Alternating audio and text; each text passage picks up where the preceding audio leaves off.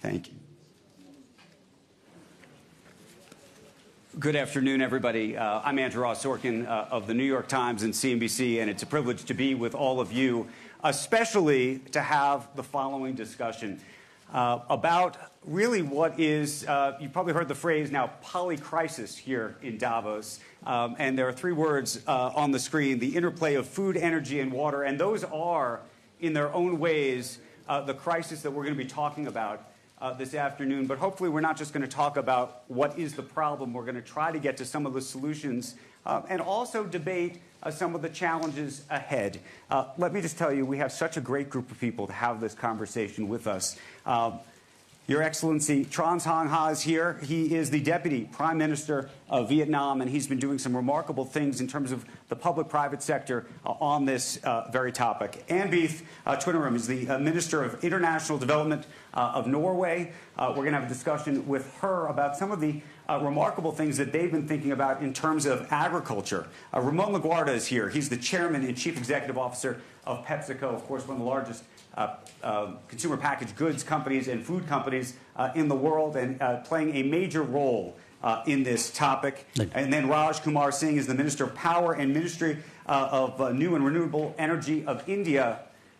The climate and energy play a huge role in this discussion about food. And then finally, Idris Elba is here. He's an actor, of course, but he is the Goodwill Ambassador to the International Fund for Agriculture Development, and he just won the Crystal Award. You've seen him in all sorts of films and other things, as you very well know. Luther, and I don't need to even go on. Mandela. I mean, we can do the whole list. He's Stringer Bell to me. I told him this earlier. I should also tell you he's a DJ. Just won the Crystal Award with his wife. They have a podcast together, which you should check out. And oddly enough, maybe not oddly enough, I want to start the conversation with you. And the reason I want to do that is because you've decided to take on this issue from a different place in some ways. And you've decided to try to bring attention to this issue in ways that, frankly, many have not. And I want to understand how that came to be, why this topic, and what you've learned. Yeah. Look, you know, when in your introduction you said, Idris, but the reason he's here, and, you know, why am I here? And it's an important question to ask. Why am I here? Well, the main reason is I'm a human being, I'm a global citizen, I care about our planet, and I care about the disparity between, you know, what's happening with our food systems. That's why I'm here. I also happen to be an entertainer who has an incredible soapbox. These wonderful gentlemen and lady in front of us are very esteemed in their professions, but they don't know The Rock. I know The Rock. And I can call The Rock and amplify things my esteemed colleagues cannot. But it's not from a point of view of vanity or anything like that. It's because we are in a crisis and have been since the 80s regarding food, if not before. I grew up in at a time period watching Ethiopia go through a famine. And what have we done about that since then? We're still here having the same debate. In fact, now we're having, as you said, a poly-crisis moment. And so what do? We act. And how do we act? We have to bang the drum and make some noise. So that's why Sabrina and I work with IFAD, who for 40 years have been working in this space, thinking about smallholder farmers, thinking about food systems, and implementing and working with governments to future-proof. Just so happens we have a crisis and now we're all scrambling. So that's why I'm here, because I can speak loudly to it, and I care about it. Let me just follow up with this, and we can put stats on this, but I'm hoping you can maybe put a story to it. The number of those facing acute food insecurity has soared from 135 million to 345 million. This is just since 2019. That's a total of 49 million people in 49 countries that are teetering on the edge of famine. You took a trip to Sierra Leone. Yes. Tell us about that trip and what you saw. I went to Sierra Leone. My parents are from Sierra Leone. My mom is from Ghana, born in Ghana. My dad in Sierra Leone, but I consider myself a Sierra Leonean, consider myself an African. IFAD invited me to go see one of their programs. It was the first time I'd gone to Sierra Leone, and when I was there, it was a homecoming. It was very welcoming. But it was also a first-hand look at a country that has seen some some hard times, you know, a resilience, a country that 60% is farmland, and the food should come from their farmland.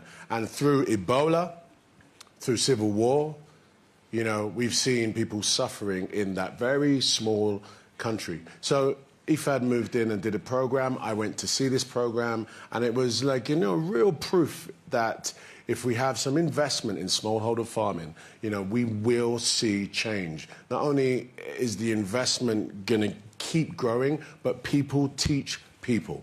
And that's what I went to see and understood. And it was fascinating for me. And it completely cemented Sabrina and I's commitment to working and amplifying what IFAD are doing. That's why I went there. And I could see now, since Sabrina and I have been to different programs with IFAD, that the system is replicable and works. Now, currently what we're seeing is a scramble to find these systems. And that's why I'm here at Davos, in an incubator of thought and management and movement to try and push the agenda a little bit further. Let's talk about one of those systems, because it's happening in Vietnam. And Your Excellency, I want to speak to the public-private partnership that you've been working on, both to feed your people, but specifically in the world of rice. They've been doing some remarkable things in terms of how you've been rethinking resource conservation, carbon, and the like. Tell us about that program, what it is, what the challenges have been, and who pays for it all. Trước hết thì thưa các quý vị, các quý bà, quý ông. Tôi ở một cái đất nước Việt Nam là có tiếng là nông nghiệp. Nhưng mà tôi nhớ lại là những cái giai đoạn đầu ấy, thì nông nghiệp Việt Nam cũng không cung cấp đủ cái lương thực cho người Việt Nam. Và Việt Nam cũng ở trong tình trạng là thiếu lương thực, đói kém. Và cái xuất phát điểm ở chỗ là chúng ta cần phải có một cái tầm nhìn của các nhà quản lý. Tức là cái chính sách nào thì làm cho người nông dân sẽ gắn với nông nghiệp. Cái chính sách nào có thể hỗ trợ cho người nông dân. Và góc độ này thì tôi muốn nói là cái vai trò của chính phủ, vai trò công ấy rất là quan trọng. Đưa ra những cái chính sách, tức là người dân phải có ruộng. Và hai nữa là người dân phải có thể hoàn toàn độc lập để sử dụng như là một cái quyền sử dụng cái đất đai. Và nhà nước phải bảo vệ cho được cái diện tích đất của nông nghiệp.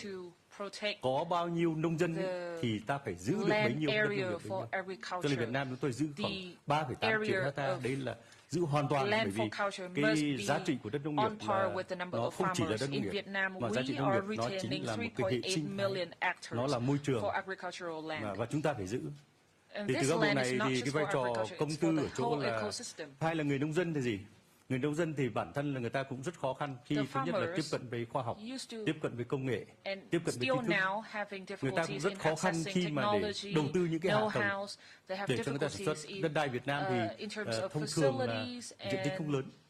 Thì các cái hạ tầng như là thủy lợi thế nào vân vân, hoặc là các cái giống thế nào, rồi cái quá trình về chế biến thế nào để nâng cao giá trị, rồi cái quá trình mà để thương mại hóa sản phẩm đó.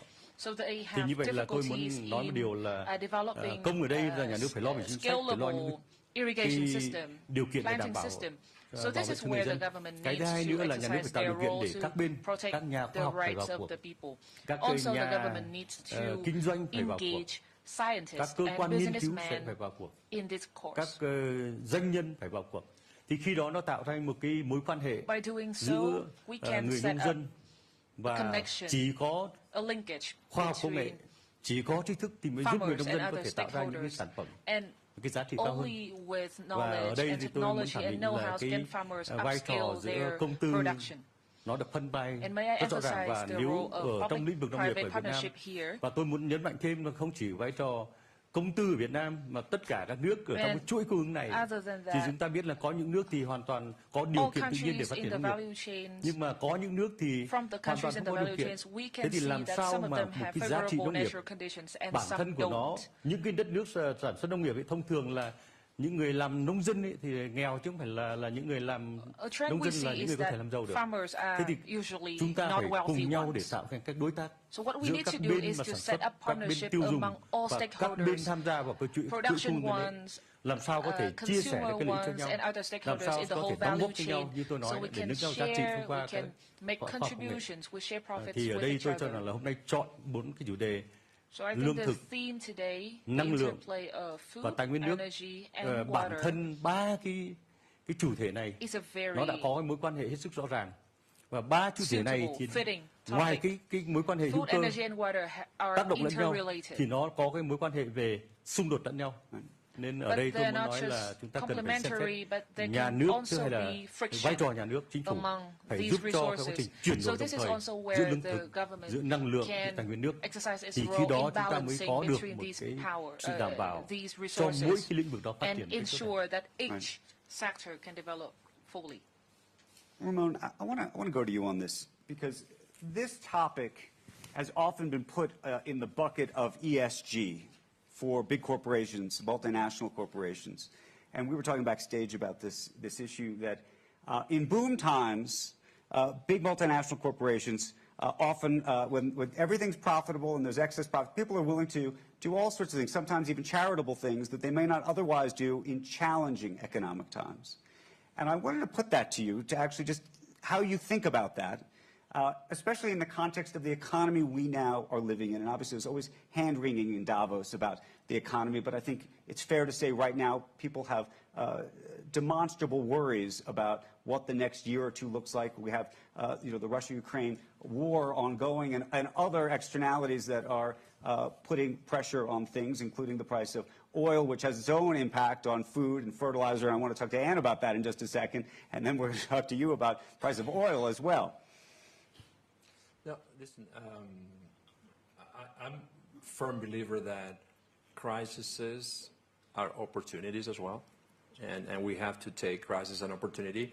When we manage the company, obviously we have to be managing the short term, but most important responsibility for me and my leadership team is how does PepsiCo become a very successful company or continues to be a very successful company 20 years from now. So you take that horizon.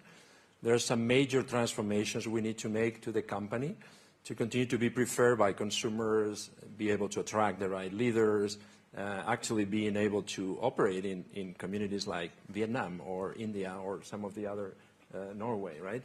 So when we look at that future, we said, okay, there's a few key transformations for our company. We put that under the PEP positive transformation end-to-end strategy. And there's one that is around climate smart agriculture. We are mainly an agriculture company. We buy 26 crops in 200 countries, so agriculture company. How do we make agriculture regenerative and sustainable and also obviously positive for the planet? Second one is net zero.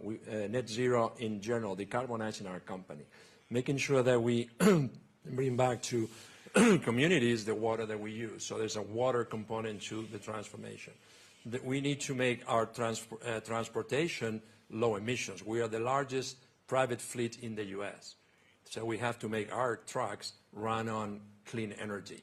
We have to make sure that our facilities use renewable energy. So clearly an end-to-end transformation. And then we have our brands. We have beautiful brands that have the power to educate consumers on what is sustainability, the value of sustainability, and separating products that are more sustainable versus the ones that are not sustainable. So we connect agriculture to consumers in a way that very few companies can do it, and we have the responsibility to do it. We have the responsibility for the long term of the company. A few things I think we're talking a lot about energy. We don't talk enough about food.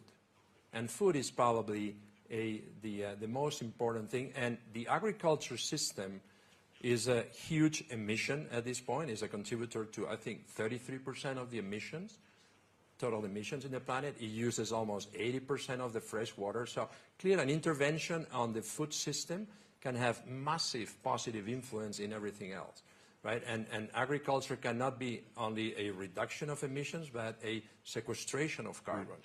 So to me, there's a few things we need to do as a group. One, elevating food. Second, elevating farmers. Farmers if we don't make farming sexy, and I think we were talking early, if we don't make farming sexy, there will be no next generation of farmers. So we have to make sure that farmers love their profession, they can earn their living, and we have to create a P&L around farmers that is positive, they can earn their living, they can continue to invest in their business. We have a responsibility, along with governments, to make that transition happen. We can help with technology, with training, with funding, and I think that's the work that we can discuss in the panel. But it's undergoing, and it's happening, and it's the future of our company. But Anne, speak to this, because we're in a time of what some people would describe as runaway inflation around the globe. And this is impacting the price of food. So you talk about it's impacting the price of energy. This is happening as we all want to get to net zero desperately. That unto itself is, at least from a transitory perspective, is going to increase the cost of everything anyway. Then you layer on top a war and issues of national security and the like, and all of a sudden there's even a backlash, some people would argue, around how we're approaching the climate and how we're doing it. Are we doing it too fast or too slow or too this or too, right? That's where we are. So what is the lesson of that in how we think about the food piece of this? Okay, a big chunk of the price of food is the price of energy. And a big chunk of the price of fertilizer is the price of energy, obviously. We should talk a lot more about fertilizers, because all farmers need fertilizers. The soil needs nutrients. Especially then degraded soil, unhealthy soil. And we know that many of the small-scale farmers that Idris is concerned about, that we are concerned about, are trying to make a living from very poor soil. And we know that at the moment 10% of the global population is hungry, okay? This is exacerbated by the current crisis and the war, but it started a long time ago. Ever since 2014, the number of people going hungry has increased. And now with the prices of fertilizers and energy, this is going to get a lot worse unless we act. And if I can go back to the small-scale farming, because it's kind of absurd that many of the people who go hungry are themselves food producers. And now we'll be increasing costs of input. It's going to get a lot worse. And this is, I mean, we're at Davos, so we should talk business. And the fact is that the agricultural sector is a huge business opportunity. And it is slightly absurd, for example, that the African continent imports a lot of the foodstuffs, some $60 billion worth of foodstuff every year. But every small-scale farmer in Africa is a businessman or a businesswoman, and with quite, easily available technology, water, fertilizer. This is a business opportunity. So this is, that's why I'm at Davos, because I really think that we need to rethink the food systems, the global food system and the national food systems, and that means we have to invest in agriculture, and we need to start with the small-scale farmers who actually produce most of the food that is available in Africa. So, but it's all interconnected, right? And we were also, again, not to take our backstage on stage, but the issue of fertilizer. Fertilizer can be used in great ways, and also, Idris, we could talk about it can be used in ways that aren't necessarily great either. And the question is sort of how do you govern that issue, if you will? That's for me. Or if Idris wants to jump in. Yeah, well, both of you guys there's a lot of interesting work going on there. Just this morning, I took part in an event called the Global Fertilizer Challenge. The fact is that if we map the soil, we can use precision agriculture we can use fertilizer in a much smarter way, making sure that it doesn't go to waste and become a polluter, right. And also to make sure that the small-scale farmers don't use, they can use it more wisely and make sure that it creates destructive, yeah. Exactly. So we need to do the mapping, we need to get the technologies out there, but it's already available. We need the investments. Right. Idris, jump in. What you were going to add? Well, look, I think, when it comes to the interplay between food, energy, and water, and we talk about food systems, for me, at a governance level, it's one thing to have an agricultural minister. That's one thing. But to have a food minister, a food systems ministry, is a different set of, it's actually the conundrum that we have here. Because food systems do rely on efficient energy policies, do rely on people policy, do rely and must rely on private sector partnerships, because that skill set as a minister of food systems is one that's multifaceted. Raj, I want to go to you, talk about energy. Talk about the cost of energy, talk about the economics of energy, and everything's a trade-off. And I was going to talk about the moral trade-offs that are involved in this. And maybe people say that you can't have a trade-off when it comes to morality. We can debate that too. But the reason I raise this is right now India continues to import and buy lots of oil, as you know, from Russia amidst this war. Lots of people look at that and say, why are you doing that? We don't like you doing that. But it has to do with the economics of this. So please, yes, please answer. Yeah. Now, this is an aside, by the way. It's not germane to the question. But the quantum of, oil and, not oil, the quantum of gas, etc., we import from Russia in a month is something which, all Europe combined consumes in a day from Russia. So the quantum is that. But basically, if you are talking fossil, non-fossil, then India is the only major economy whose energy transition is consonant with a sub-2-degree rise in global temperature.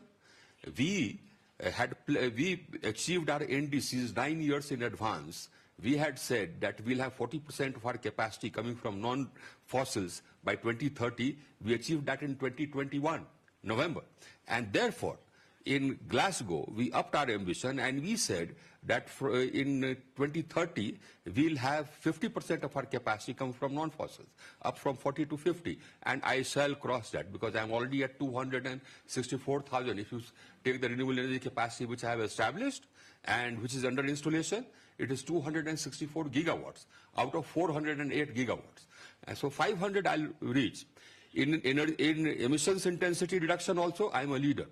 Because I had pledged that by 2030, I'll reduce my emissions intensity by 33%, even though India's emissions intensity is 1/3 of the world average. 1/3 of the world average. The Russian oil and I just finished, 1 minute. And we've already reduced our emissions intensity by 30%. Now, recently, Climate Action, they came out with a ranking of countries. In the top 5 countries, India figures as a country, whose climate action is, the best in the world. And we are the largest economy in that. The other 4 are small economies. We are the largest major economy in that. Right. So as far as energy transition is concerned, we are a leader, we'll continue to be a leader. Green hydrogen, green ammonia. Right now, I have factories under construction for manufacturing 32 million tons of green ammonia. So that's energy transition. But let me tell you about the topic which we are discussing here today. Now, Well, let me ask you one follow-up. If the energy, we have done something. And what we have done in food, energy, and water, what we have done and what we are doing is something which can be an example. For example, we decided that we'll green our agriculture, right? So we came out with a program for solarizing the groundwater irrigation systems. And we set out with a target of 3.5 million pumps, which we shall solarize. Now we had to, we've got a demand for solarizing 5.3 million pumps. We are solarizing that. We started a new system of having separate agriculture feeders, and we are solarizing those feeders, right? And then we are also sort of encouraging farmers to set up solar panels on their land, which is that they can use for other things. So let me just ask you this then. If the Russian import of oil is such a small part of what's needed in terms of energy in your country, why wouldn't you decide not to import the oil at all from them? Beg your pardon? Well, if the Russian oil is such a small part of what's needed in India, why wouldn't you say, you know what, we don't need to import it then? Basically, if you don't import your requirement, what will happen is that your prices will go up 3 or 4 times. Now, my demand. So it's significant then? No, just hold on. Yeah, I mean, even the small margin is significant. I'll just tell you what's happened. In India, the energy demand increased by 10.6% this year. Last year, it increased by 8%. Despite that, we have not had any blackouts. My energy cost, by cost of power remains what it was, level. So it's such a large economy, no increase in prices at all of energy, I'm happy. And my economy is growing at 6.5%, 7%. My demand is growing at 10.5%. We are the largest, fastest growing large economy in the world. I don't want to belabor the point. The reason I'm raising the issue is because I think food, energy, and water, for a lot of people, and I imagine one of the reasons you guys want to talk about this is it's a moral issue for people. And I think people look at the war between Russia and Ukraine as a moral one. And given your support by buying oil from Russia, it appears as if you are supporting them. We have been buying oil from Russia for a long time.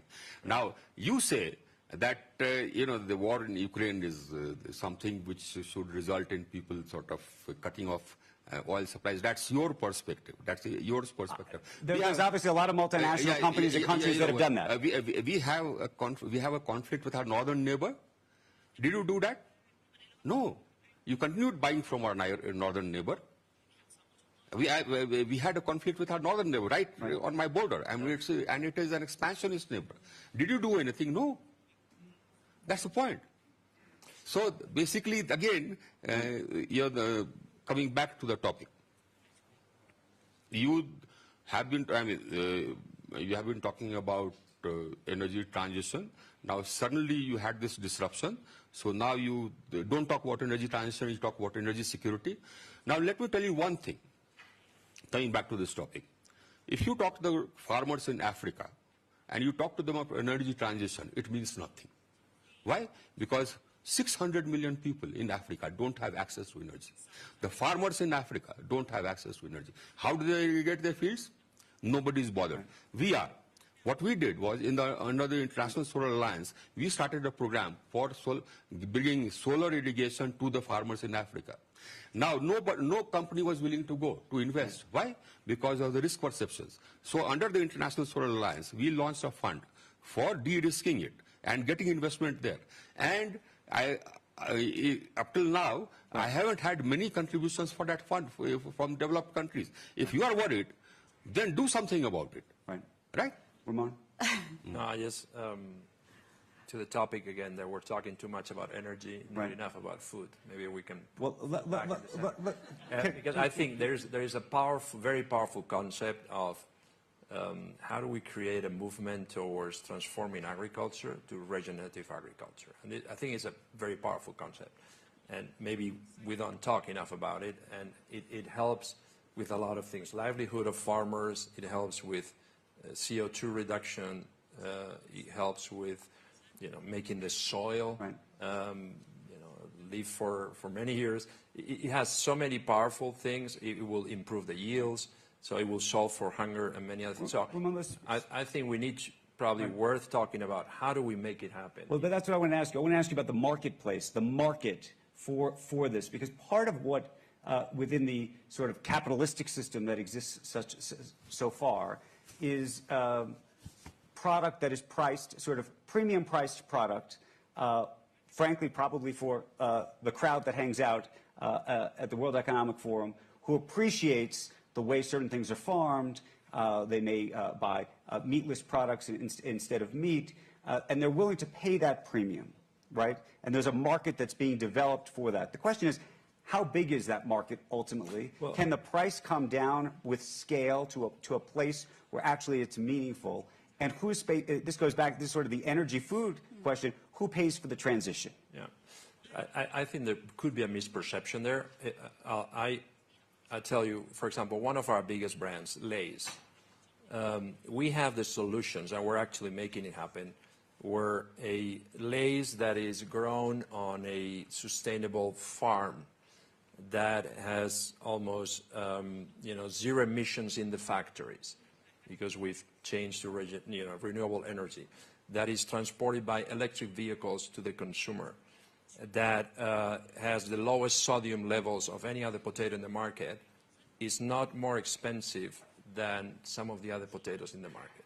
So we can transform end-to-end a particular supply chain without really incurring in meaningful cost. But that doesn't seem to be the case across the board for lots of different food products. But there is a cost in some elements of that supply chain. Now, how companies manage the end-to-end process. So maybe my transportation is more expensive, but maybe I can save money by not using water in the factories or by moving to renewable energies, which are cheaper. So there is ways for us to manage the P&L, the overall cost of a product, and give the consumer a much more sustainable product. Now, the challenge for us as brand owners is how do we educate consumers to understand sustainability and make choices? So how do we drive demand towards the brands and the products that are, have a catalytic impact across the whole supply chain?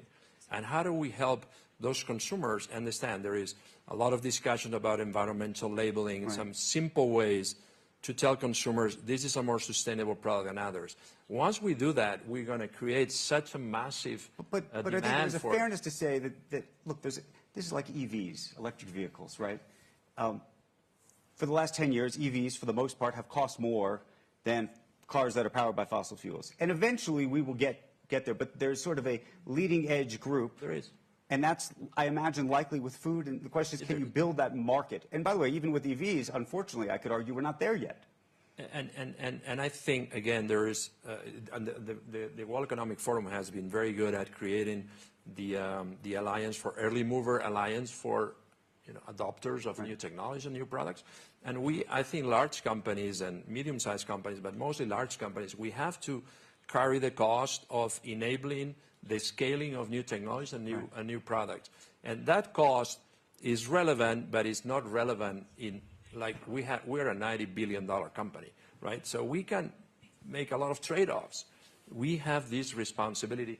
But I would like, since there are 3 members of government here, I'd like Anne had her hand up. This is an ecosystem solution, right? That trade-off that he's talking about, Ramon's talking about, of a big corporation like that, as it relates to smallholder farmers, private sector needs to be incentivized in that middle ground, that early, how you phrased it, early adopters. Early adopters. Right. There needs to be some real dialogue towards the private sector to adopt that, and the bigger companies need to help society. We are not getting to the point. We are not getting to the point. The point is, if we are serious about it, let's get to the point. The point is, how do you get investment to get irrigation for the poorer farmers in Africa? We can afford it to solarize our agriculture, but how do you do that for the poorer farmers in Africa? Let's talk about that. So you'll have to de-risk it. Now, that is absolutely essential. Now, the water is the first priority for agriculture. Then fertilizer is another fact. Yeah. Now, fertilizer is again something which is fossil fuel based right now, but you can make it green. Right. And for fertilizer, in India we are doing it. We are testing, and then we are applying fertilizers, and then we are going to green the ammonia. We are replacing grey ammonia with green ammonia for fertilizers. Now, this can also be carried through Africa. Now, that is what you see, basically you have to divide it in 2 parts. And let's not digress, let's talk about the topic. One is the marginal farmer. His problems are different. The other is the richer farmer. Now, his problems are much less. We talk about the marginal farmer, he is on a subsistence farmer. So get water to him at least cost. How do you do that? I believe renewables is an answer. And fertilizer, how do you reduce the price of fertilizer? You reduce the price of green ammonia, reduce the price of ammonia. Right now, grey ammonia costs $1,100 a ton. If I make green ammonia, I think my estimate is it will cost $600 a ton. So that's what I plan to do in my country. Right. And I think that needs to be extended to Africa if we are serious about it. And incidentally, again, I can stop imports of Russian oil. Let European countries do that first. I import 1/10 of what Europe imports from Russia, by the way. So have that stopped first, and then you tell me I'll stop it. And then I want to go to Your Excellency. Maybe you can respond to both of those issues. That's why, do that. And I'll say, I'm a member of the government, I'll do that. Anne's going to reply, and then I want to bring Your Excellency into this. I beg to differ, sir. But the fact is that we have all these instruments, and you're quite right. We need to invest in renewable energy in Africa, but we have the instruments. But you just need to de-risk it. Sure, we have de-risking mechanisms. They're all there, and we are investing in them. But they have to be deployed in Africa. And we are. And in India, actually. And just last year, Norway launched a new climate investment fund, which just actually last year invested in a huge solar So let's have a discussion with the International Solar Alliance. But the thing is that you need to include also small-scale farmers on that. I don't believe in that division between industrial farmer and small-scale farming in Africa, because if the solution is to get those small-scale farmers on board and get them linked to the value chains, and have decentralized, like what you were talking about, get those products into industrialization and connecting them to the value chain. They won't be able to afford the inputs if the inputs are expensive. That is the problem. You see, I can afford, if I am a large farmer, I can afford to pay more for water. Now the marginal farmer cannot. We have to bring down the cost of water for the marginal farmer. I have to bring down the cost of fertilizer for the marginal farmer. I mean, he just can't afford the cost of fertilizer, which prevails today. Yeah, but there are multiple problems to solve, right? The marginal farmer might need some intervention, but I think the transformation of and most of the farmers in Africa, in Norway, in the U.S., in South Africa, in Brazil, in Vietnam, this is also necessary. We don't need to only try to solve for that marginal farmer. I think it's a holistic transformation of somebody who owns 500 acres and is farming on 500 acres, he will buy the inputs. I mean, he doesn't need your assistance. Not necessarily. I mean, there's a lot of people in between, right? So I was just in Vietnam, in Hai Lai, and we were doing a lot of potato farming there, and we're increasing the yields of these 2 hectares. 2 hectares. And we can bring them the technology. We can bring them, the practices. We can incentivize them with higher prices. We don't need to. Sometimes we create the bigger problem than it is. The large farmer will make more profit supplying to Pepsi. But the small farmer, we're talking about the transition here, right? And 2 hectare farmer is not a farmer. The small farmer has to sell. The small farmer has to sell his produce in the local market. Your Excellency has been very patient, and I know you want to get in. The gloves have come off on a conversation I did not imagine they would. Please. Thưa các đồng nghiệp của tôi, thời gian là rất ít. Đừng tranh cãi những cái điều gì mà chúng ta đã thấy rằng đấy là xu thế thế giới. Đây là những quyết định có tính pháp lý rồi. Chuyển đổi năng lượng đó là một điều mà chúng ta đã thỏa thuận. Transition is something that we all agreed on. Và đó là một xu thế không thể khác được. And this trend is irreversible. Tôi muốn bàn là làm cái gì cho nông nghiệp bền vững, làm cái gì cho nông nghiệp thích ứng, làm cái gì cho nông nghiệp đóng góp vào để giảm cái nhu cầu năng lượng hiện nay đang chiếm 30%. Làm thế nào mà nông nghiệp có thể thay thế cái nguồn năng lượng sinh khối thân thiện với môi trường. Thì tôi nghĩ đấy là một việc vấn đề và chúng ta sẽ bàn làm nào cho nông nghiệp sử dụng tiết kiệm nước để làm sao mà giữa thủy điện và nông nghiệp nó có thể hài hòa với nhau. Thì tôi nghĩ là các ngày có lẽ là chúng ta nên thỏa thuận với nhau rằng là chuyển đổi lương thực, nông nghiệp. So I think what we need to discuss is the food transition, energy transition, water management in a comprehensive and shared way. Thank you. Thank you for bringing the conversation back. Really? Really? We need some. But let me then ask the question that he just, or re-ask the question that he just asked, which is, okay, we've got about 5 minutes. Let's talk solutions in a real way. Which is, if you're gonna land the plane on these 3 issues, the interplay of food, energy, and specifically water, and the price of all these things, and part of the debate is real that you guys just had. But what do you do? What do you do? What do I do? First of all, you begin by having a concern for the poorer, for the small farmer. That's the first thing. And if you have a concern, then follow it up with money. That means de-risk it, investment will go. The small farmer needs irrigation at less price. The small farmer needs fertilizers at less cost. The small farmer needs a secure market. Anne? Yeah, no, we agree. I don't think we disagree on that. The fact is that de-risking should be an essential element in policies like mine as Minister of International Development. And we know that it works. We get the technologies out there with quite small money. I was in... But how much of that is a subsidy, right? I mean, how much of that is government subsidy that we're now talking about? How much of that is NGOs and charity, effectively, that's sort of supporting this? And how much of it is the private sector? And is there a market-based solution that actually does it on its own? Is it? It's, if I can use aid money, taxpayers' money from Norway to unleash private money, that is a great investment. And just the climate investment fund that I mentioned, €1 unleashes 9 private euros. Right. I mean, that's a great investment. We do the same in de-risking mechanism in the World Bank called MIGA, which is targeting the most vulnerable conflict-prone countries like Somalia. I was in Somalia just a few weeks ago and saw an investment where, quite small aid money can unleash the potential of private investment. And that, I think, is the way ahead. For the agricultural sector. Jump in. This is like the Suicide Squad, sort of.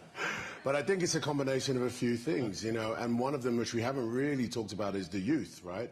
The marketplace is in the youth, as someone that's young now is part of the adult system tomorrow, and they bring with that a want to work, a want to eat. There is an ecosystem attached to that. And I think we also have to think about, implementing systems that have worked already.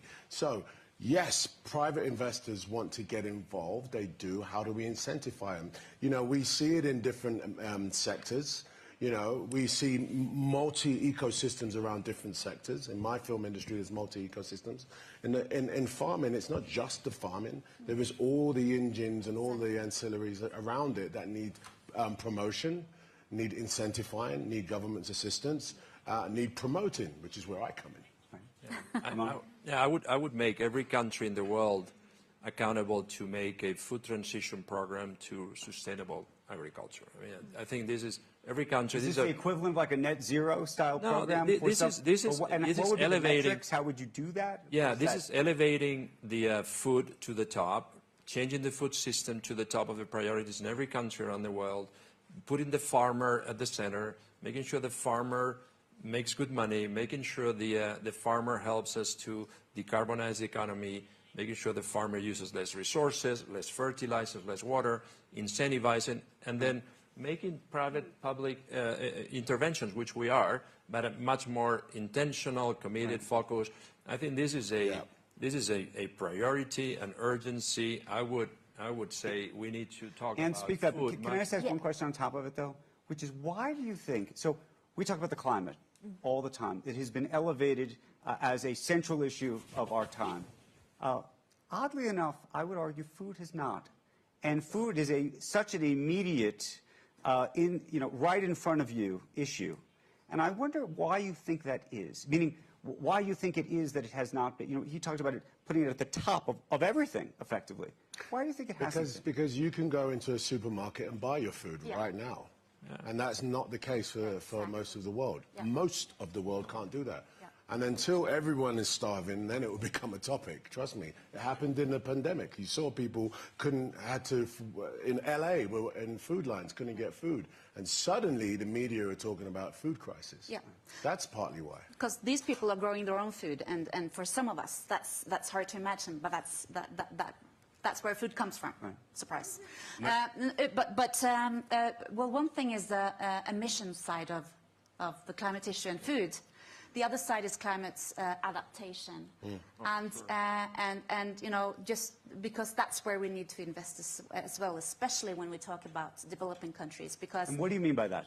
No, we need to give these small-scale farmers the techniques, the technologies, the agronomy to be able to adapt to a changing climate, because this is an issue. I mean,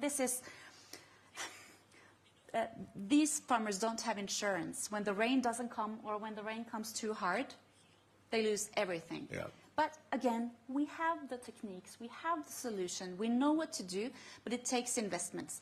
And if we can, make sure that these small-scale farmers become part of a value chain and become businessmen and women, we can create those good circles that will make it possible for them to invest in that technology, which is available, and produce a surplus along the value chain and create jobs for those generations of youth, especially in Africa, that will need. We will need a lot of jobs in the value chains of the agriculture. One-line answer to your question is this: that the people who set the agenda today in the world are not hungry. They have never had to go without food. So food is not on the agenda. That's the problem. Idris, last word to you. I think it's a policy level thing. We have to make it policy. We have to, if we're going to all be governed by a small sector of people, then they have to make food a policy. Yes. We're going to run out of time, Your Excellency. Yeah. The final word to you, sir. Yeah. Go ahead. Theo tôi thì ba vấn đề hôm nay không thể ai nói là đây là vấn đề không today, toàn cầu. No one could deny vấn đề lương thực chắc chắn là một vấn đề toàn cầu. Chúng ta không thể sống trong một xã hội với một cái đạo đức mà nhìn những người khác mà đang chết vì đói, thiếu lương thực. Và chúng ta cũng không thể đứng nhìn 2 tỷ người hiện nay đang thiếu nước và tương lai chắc chắn sẽ là không có nước. Bởi vì và chúng ta biết rằng là biến đổi khí hậu thì như các quý vị biết nó là một bài toán đã nhìn thấy dự báo được. Và nếu nói để biến đổi khí hậu như thế này thì kể cả lương thực, kể cả tài nguyên nước và kể cả cái xã hội là người chúng ta cũng khó có thể tồn tại. Tức là vấn đề sống còn. Bởi vì chúng ta nên nhìn ở đây một cái góc độ các cái mối quan hệ tương tác, cộng hưởng và xung đột. Biến đổi khí hậu tôi cho rằng là vấn đề hoàn toàn toàn cầu và những vấn đề cấp bách hiện nay chứ không phải là vấn đề không cấp bách. Thì tôi muốn nói như vậy để chúng ta nhìn để tìm trong một cái thế giới mà chúng ta có thể hợp tác, chúng ta có thể giải quyết mọi vấn đề trên cơ sở khoa học để tất cả các mục tiêu, tất cả mọi người đều đạt được. Thì đấy mới là vấn đề chúng ta cần phải làm. This is where we need to work together. Thank you. It's a beautiful way to end the conversation. I want to thank all of our panelists for a tremendous discussion and an important topic. Thank you all. Appreciate it very much, and thank you all for being here. That was fun.